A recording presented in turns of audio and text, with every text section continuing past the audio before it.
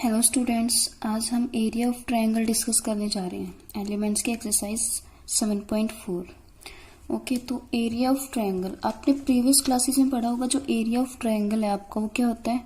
अगर आपको साइड्स के बारे में नॉलेज है, मतलब उनकी मेजरमेंट्स के बारे में अगर आपको पता है, तो आपके पास दो फॉर्मूले होते हैं। एक आपके पास होता है half into base into height, and one is Heron's formula. What is this? Under root s into s minus a into s minus b into s minus c, where s is semi perimeter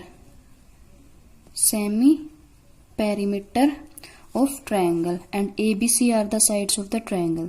ठीक है, but अगर आपको sides के बारे में कोई भी knowledge नहीं है, मतलब अगर आपको वर्टिसेस गिवन है ट्रायंगल की, ABC वर्टिसेस आपको ये गिवन है, तो आप एरिया ऑफ ट्रायंगल कैसे कैलकुलेट करोगे? तो वो हम कोऑर्डिनेट ज्योमेट्री में पढ़ेंगे। तो हमें कोऑर्डिनेट ज्योमेट्री में पता है, एक फॉर्मूला हमारे पास होता है area of triangle ABC is equal to half into x y one into y two minus y three plus x two y three minus y one plus x three y one minus y two. ठीक है, ये formula होता है हमारे पास area of triangle का। अगर आप लोगों को ये फॉर्मूला याद करने में दिक्कत है तो आपको इस सीक्वेंस से याद रख सकते हो, 1 2 3 then 1 2 3 then 2 3 1 and then 3 1 2 are in increasing order. ठीक है, पहला कंपोनेंट हमारा x का एंड ये वाले y के। ठीक है, आप इस सीक्वेंस से याद रख सकते हो, 1 2 3 2 3 1 3 1 2। ओके, तो ये हमारे पास एरिया ऑफ ट्रायंगल होता है। ठीक है, देन आपके पास एरिया ऑफ क्वाड्रिलेटर। अगर आपको area of quadrilateral find out करना है तो आप कैसे करोगे? तो मान लीजिए आपके पास क्वाड्रिलेटर है ABCD है ना, मैंने इसकी एक डायगोनल ज्वाइन कर दी AC। ठीक है, तो आप क्या कर सकते हो? आप कर सकते हो area of ABC plus area of ACD, मतलब इन दोनों ट्रायंगल्स के एरिया को यदि आप ऐड कर दोगे तो आपके पास क्या होगा? एरिया ऑफ क्वाड्रिलेटर ABCD है ना, तो आप ऐसे कैलकुलेट कर सकते हो। देन आपके पास कंडीशन ऑफ कोलिनिटी। तो आप पिछली दो एक्सरसाइज में पढ़ चुके हो। पहले डिस्टेंस फॉर्मूला से आपने क्या पढ़ा था? यदि किन्हीं भी, मान लो जैसे ऐसे था कि ABC को हमें कोलिनेट प्रूव करना था, तो हम क्या करते थे? किन्हीं भी दो साइड्स का सम तीसरी के इक्वल दिखा देते थे बाय डिस्टेंस फॉर्मूला, है ना। और सेक्शन फॉर्मूला में हमने क्या किया था? सेक्शन फॉर्मूला में हमने किया था, किसी भी एक पॉइंट को कंसिडर कर लेते थे और मान लेते थे कि वो उसको K/1 में डिवाइड कर रहा है। ठीक है, देन हम उस रेशियो को फाइंड आउट कर लेते थे और दिखाते थे या तो वो उसको इंटरनली कहीं डिवाइड कर रहा था या एक्सटर्नली। ठीक है, अब बाय एरिया ऑफ ट्रायंगल हम कैसे शो करेंगे कंडीशन ऑफ कोलिनिटी को?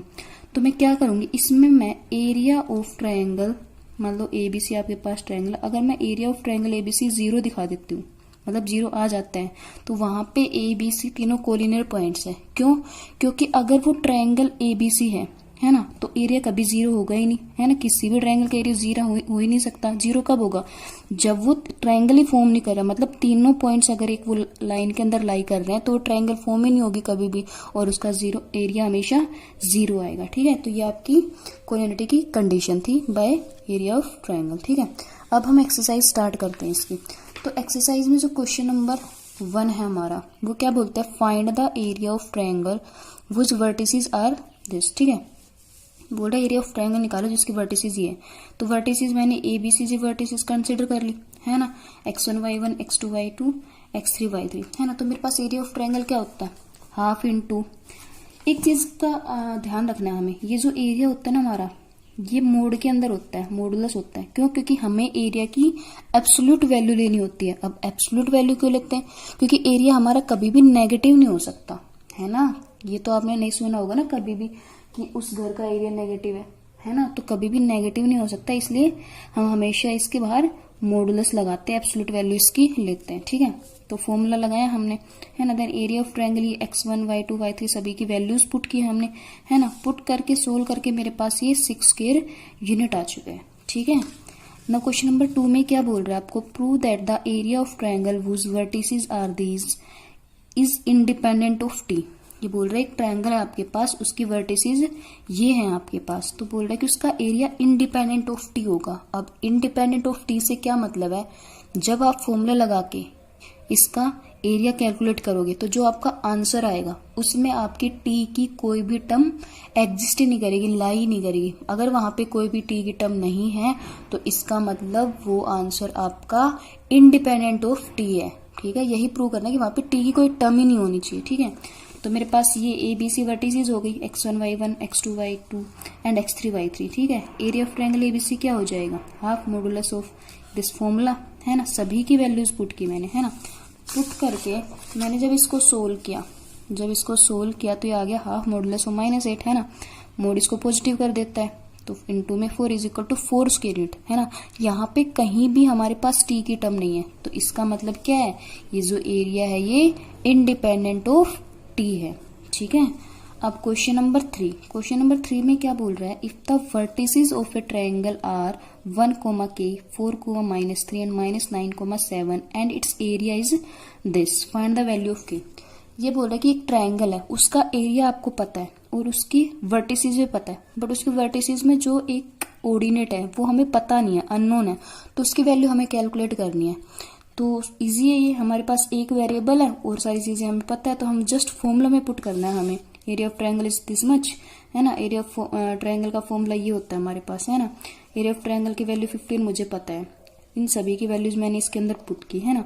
पुट करके सोल्व करके मेरे पास ये आ गया 30 is equal to modulus of -9 + 13 के, है ना। तो मॉडुलस है, इसका मतलब ये जो अंदर वाली चीज है ये मेरी पूरी पॉजिटिव भी हो सकती है, नेगेटिव भी हो सकती है। तो मैंने क्या किया, इस 30 को +-30 ले लिया, है ना, इज इक्वल टू दिस, है ना। तो जब +30 लेके सोल्व करूँ तो के की वैल्यू 21/13 आ रही है, और जब इसको माइनस लेके सोल्व करूँ तो मेरे पास के की वैल्यू -3 है। तो हैंस ये के की दो वैल्यू एग्जिस्ट करेंगी, जिसके लिए मेरा इस ट्रायंगल का एरिया 15 स्क्वायर यूनिट्स हो सकता है, ठीक है ना। क्वेश्चन नंबर 4 में आपको क्या बोल रहा है, क्वेश्चन नंबर 4 में बोल रहा है prove that the following points is collinear. ये बोल रहा है कि प्रूव करो ये पॉइंट्स आपके पास कोलिनियर है।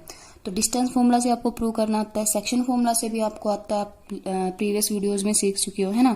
अब हमें by using area of triangle show करना है। तो मतलब मैंने क्या बताया था अभी, अगर आप एरिया ऑफ ट्रायंगल 0 प्रूव कर देते हो तो इसका मतलब वो पॉइंट्स कोलिनियर है, ठीक है। तो मेरे पास x1 y1 है, x2 y2 और x3 y3 है ना। मैंने एरिया ऑफ ट्रायंगल के फॉर्मूले में रखा तीनों को, है ना। सभी की वैल्यूज पुट की, यहाँ पे पुट करके सोल्व करके मेरे पास 0 आ गया, है ना। किसी भी ट्रायंगल का एरिया 0 आ गया, इसका मतलब वो जो 3 पॉइंट्स है हमारे पास वो एक ट्रायंगल के पॉइंट नहीं है, वो तीनों एक लाइन के अंदर लाई कर रहे, तो hence the given points are collinear, ठीक है। अब क्वेश्चन नंबर 5 में क्या बोल रहा है, क्वेश्चन नंबर 5 के पार्ट में बोल रहा है find the value of x for which the points are collinear. बोला कि x की किस वैल्यू के लिए तीनों पॉइंट्स कोलिनियर हो सकते हैं, तो कोलिनियर होंगे, तो इसका मैं मान लेती हूँ कि कोलिनियर है। तो अगर कोलिनियर है ये, तो एरिया क्या होना चाहिए, ट्रायंगल का एरिया 0 होना चाहिए, है ना, 0, है ना। ये फॉर्मूला मैंने पुट किया, फॉर्मूला के अंदर सभी की वैल्यू डाली, है ना। वैल्यू डाल के सोल्व करके मेरे पास आ गया ये modulus of x + 63 is equal to 0। तो x + 63 इज इक्वल टू 0, इसका मतलब x को क्या आना पड़ेगा, -63। तो x की वैल्यू -63 के लिए तीनों पॉइंट्स मेरे कोलिनियर होंगे, ठीक है। अब इसके 4th पार्ट में क्या बोल रहा है, 4th पार्ट में बोल रहा है कि if a not equal to b not equal to 0 prove that the points a, a square b, b square 0, 0 are never collinear। ये बोल रहा है कि a b आपस में इक्वल नहीं है और 0 के इक्वल नहीं है, ठीक है दोनों। तो हमें प्रूव करना है कि जो तीनों पॉइंट्स है कभी भी कोलिनियर नहीं हो सकते। तो कभी भी कोलिनियर नहीं हो सकते, तो इसका मतलब हमें क्या करना पड़ेगा, हमें यहाँ पे एरिया को नॉन जीरो दिखाना पड़ेगा, क्योंकि अगर कोलिनियर है तो एरिया 0 हो जाता है मेरा। तो मुझे यहाँ पे दिखाना है कि एरिया कभी भी मेरा 0 नहीं हो सकता, ठीक है। तो ये x1 y1 x2 y2 x3 y3 है मेरे पास, मैंने फॉर्मूला के अंदर वैल्यू डाली है, सारी वैल्यूज डाल के मेरे पास ये आ गया half of modulus of ab square minus a square b।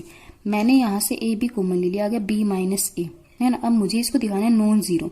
तो नॉन जीरो कैसे बोल सकती हूँ, मुझे पता है a b के बराबर नहीं है ना, बोला था इसने। अब a not equal to b है, तो अगर a को इधर लेके जाऊं तो क्या आ जाएगा, b minus a not equal to 0। तो मतलब मेरी ये वाली टर्म नॉट कभी भी 0 नहीं है ना। सिमिलरली a और b मेरे आपस में दोनों 0 भी नहीं है, तो इन दोनों का प्रोडक्ट भी कभी 0 नहीं होगा, है ना। तो ये भी नॉन जीरो, और नॉन जीरो का प्रोडक्ट क्या होता है, ऑलवेज नॉन जीरो, है ना। तो इसका मतलब ये पूरा जो एरिया मेरा जो आया ये हमेशा नॉन जीरो होगा, ठीक है। तो एरिया अगर 0 नहीं है तो इसका मतलब ये पॉइंट्स मेरे कभी भी कोलिनियर नहीं हो सकते, ठीक है। अब क्वेश्चन नंबर 6 में क्या बोल रहा है, क्वेश्चन नंबर 6 में बोल रहा है the points p, q, m, n and p minus m, q minus n are collinear so that. ये बोल रहा है कि ये तीनों पॉइंट्स अगर कोलिनियर है तो ये कंडीशन प्रूव करो। तो अगर पॉइंट्स कोलिनियर है तो सिंपल आपको पता है एरिया क्या होता है, 0, है ना।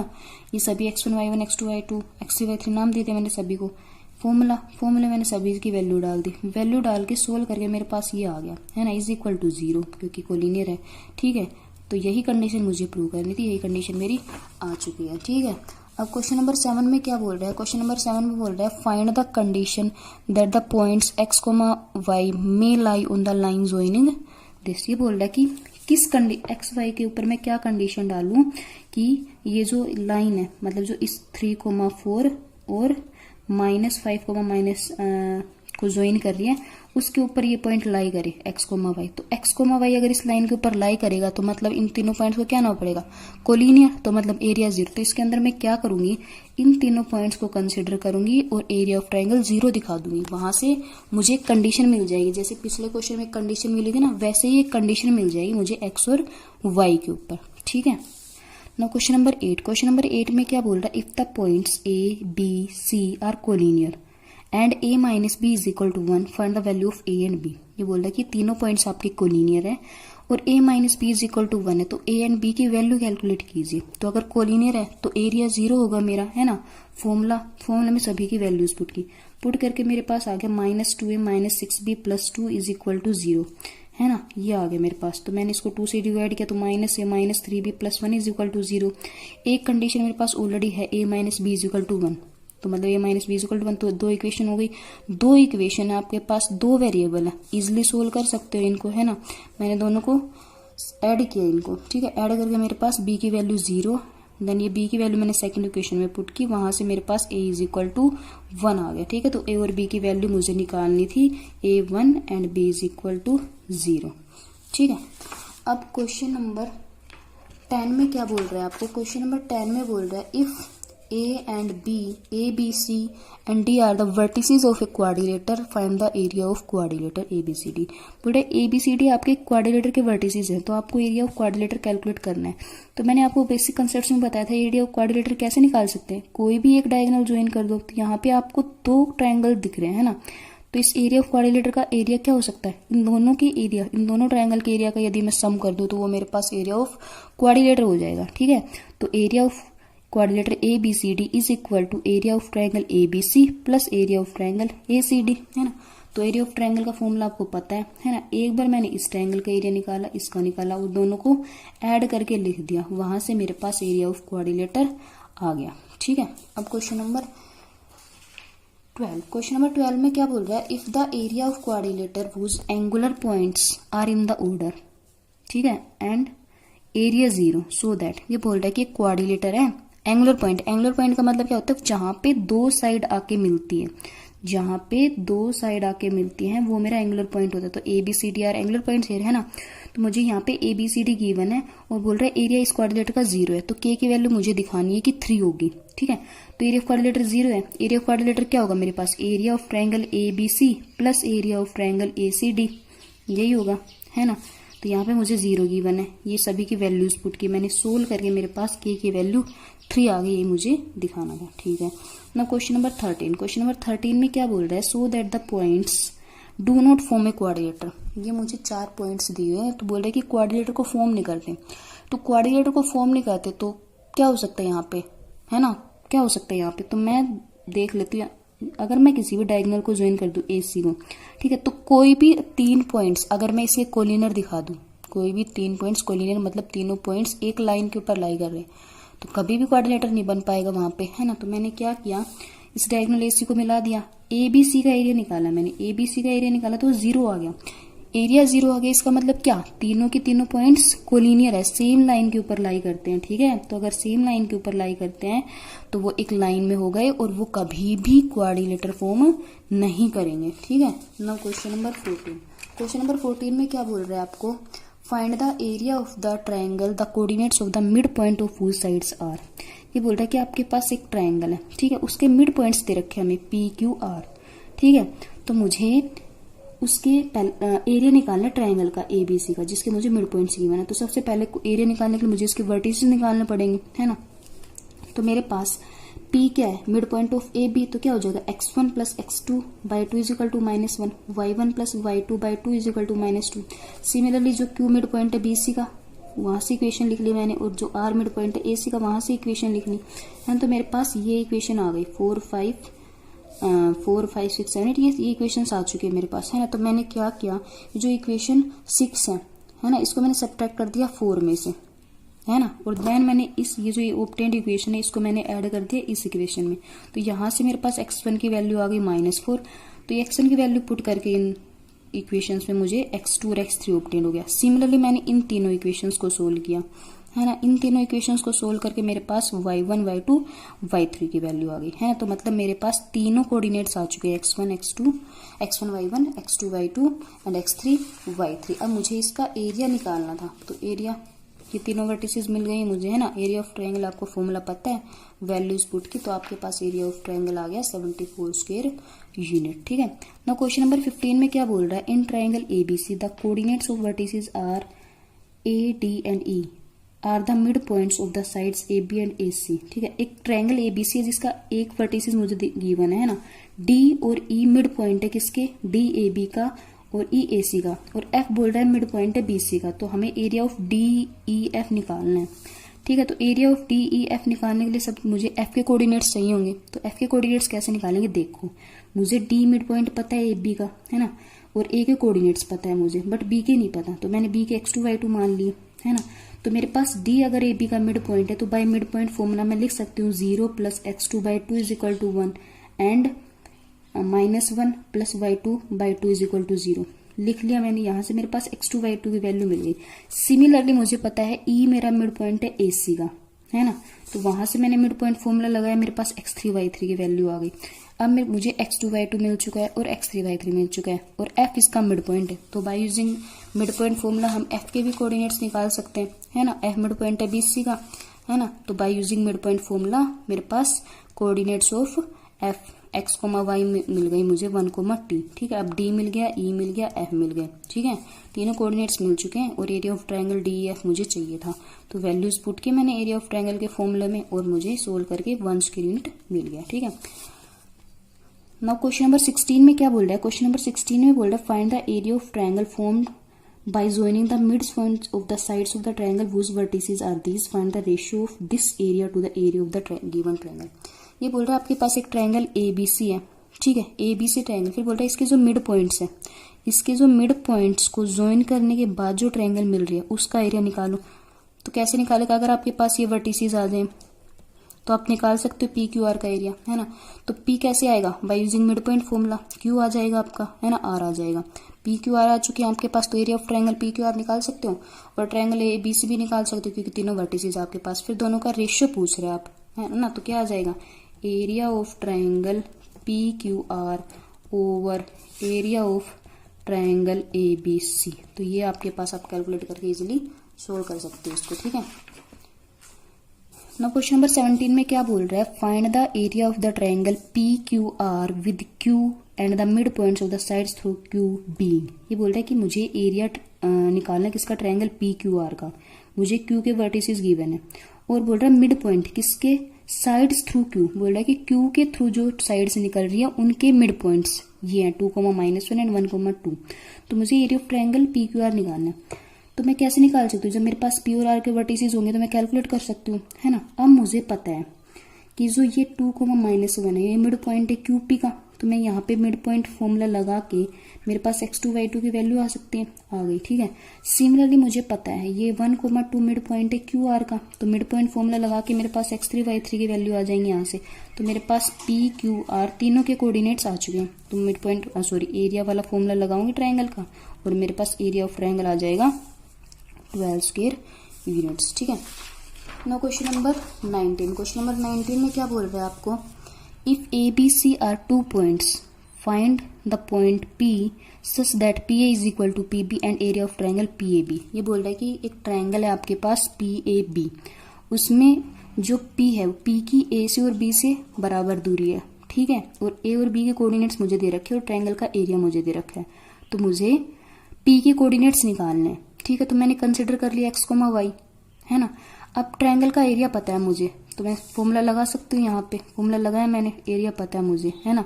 तो यहाँ से मुझे x और y के अंदर एक इक्वेशन मिल गई 6x + 2y - 26 मॉडुलस = 20। तो ये मुझे पता नहीं ना, पॉजिटिव नेगेटिव कुछ भी हो सकती है ना। तो मैंने इस 20 को प्लस माइनस दोनों लिए, है ना। तो एक बार प्लस करके ये इक्वेशन मिली और माइनस करके ये इक्वेशन मिली, ठीक है। तो इस 2 से डिवाइड करके ये 2 इक्वेशन मुझे मिल गई, है ना। सिमिलरली मुझको पता है दो वेरिएबल है ना, 2 इक्वेशन चाहिए होंगे सोल्व करने के लिए। तो मुझे पता है कि P is equal to P B है, तो डिस्टेंस फॉर्मूला लगाया मैंने, डिस्टेंस फॉर्मूला लगा के ये आ गया। दोनों साइड स्केयरिंग अगर मैंने की तो ये आ गया। सोल्व करके इसको मुझे एक इक्वेशन ऑब्टेन हो गई x minus 3y is equal to 1। एक इक्वेशन ये है ना, और ये तो एक बार x minus 3y is equal to 1 को मैं इस इक्वेशन के साथ सोल्व करूंगी और एक बार x माइनस 3y को मैं इस इक्वेशन के साथ सोल्व करूंगी। तो इन दोनों इक्वेशंस को सोल्व करके मेरे पास x7 और y2 आ गया, ठीक है। और इन दोनों को सोल्व करके मेरे पास x1 और y0। तो ये दोनों पॉसिबल कोऑर्डिनेट्स हो सकते हैं मेरे P पॉइंट के, ठीक है। Now question number 20। Question number 20 में क्या बोल रहा है, the coordinates of ABCD are, ठीक है। ABCD के कोऑर्डिनेट्स दे रखे हैं मुझे, ठीक है, रेस्पेक्टिवली। और एरिया ऑफ ट्रायंगल DBC और एरिया ऑफ ट्रायंगल ABC दे रखे हैं। Find the value of x की वैल्यू मुझे बतानी है। तो ABC है ना, तो area of triangle ABC formula लगा सकते हो आप, ये आ गया 49/2।